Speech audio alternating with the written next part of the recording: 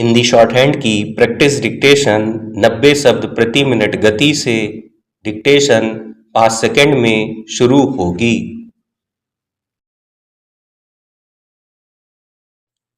Start.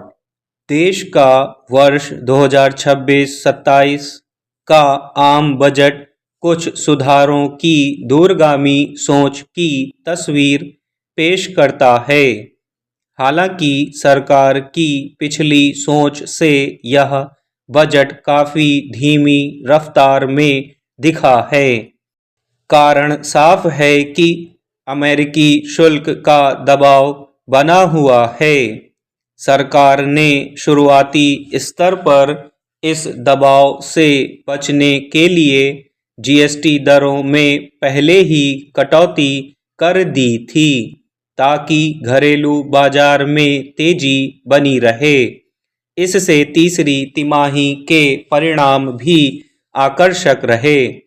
देश की विकास दर को खुद अंतर्राष्ट्रीय मुद्रा कोष IMF ने 7% से ज़्यादा माना है, मगर उसके बाद सरकार का सारा ध्यान मुक्त व्यापार समझौतों के माध्यम से निर्यात को बढ़ाने और विदेशी पूंजी निवेश की तरफ चला गया और यह बजट उसी की छाया में बना दिख रहा है।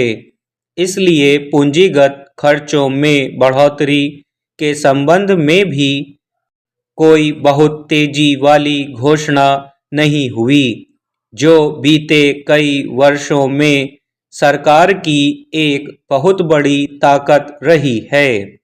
इसी कारण बजट के तुरंत बाद शेयर बाजार में बड़े स्तर पर गिरावट दर्ज की गई। बीते कुछ महीनों में विभिन्न देशों और यूरोपीय संघ के साथ हुए मुक्त व्यापार समझौतों के तहत सरकार ने सेवा क्षेत्र के अंतर्गत सूचना प्रौद्योगिकी क्षेत्र पर भरोसा जताया और वित्तीय सीमा को 300 करोड़ रुपए से बढ़ाकर 2000 करोड़ रुपए कर दिया गया। इसके माध्यम से आने वाले समय में सूचना प्रौद्योगिकी क्षेत्र के अंतर्गत विभिन्न सुविधाओं में भी सरलीकरण देखने को मिलेगा और उनकी लागत में कमी आएगी। इससे कार्यकुशलता में वृद्धि होगी और वैश्विक स्तर पर भारत की पहचान और तेजी से बढ़ेगी।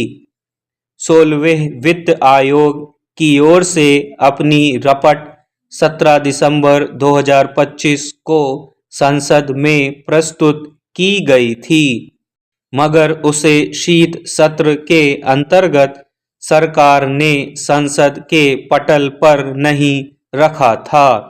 ये बड़ा अचंभित करने वाला था, क्योंकि कुछ राज्यों की वित्तीय स्थिति ठीक नहीं है। इसका कारण मुफ्त की योजनाएं हो सकती हैं। इस बजट में वित्त आयोग की ओर से 41% राजस्व का बंटवारा राज्यों को करने के प्रस्ताव को सरकार ने स्वीकार कर लिया है और इसके अंतर्गत तकरीबन 1 लाख करोड़ रुपए से अधिक आवंटन राज्यों को किया जाएगा। एक सकारात्मक बात राजकोषीय घाटे पर नियंत्रण स्थापित करने की है। इस संबंध में वर्ष 2021-22 में आगामी 5 वर्षों के लिए की गई घोषणा के तहत राजकोषीय घाटे को 4.5% से नीचे लाने के लक्ष्य को पूरा कर लिया गया है। सरकार ने इस पक्ष पर अपनी पीठ भी थपथपाई है और आगामी बजट में राजकोषीय घाटे को 4.3% पर लाने के उद्देश्य को प्रमुखता के साथ रखा है। बजट में बाहरी ऋण के संबंध में हुई कमी का आंकड़ा भी काफी सकारात्मक नजर आता है। स्टॉप।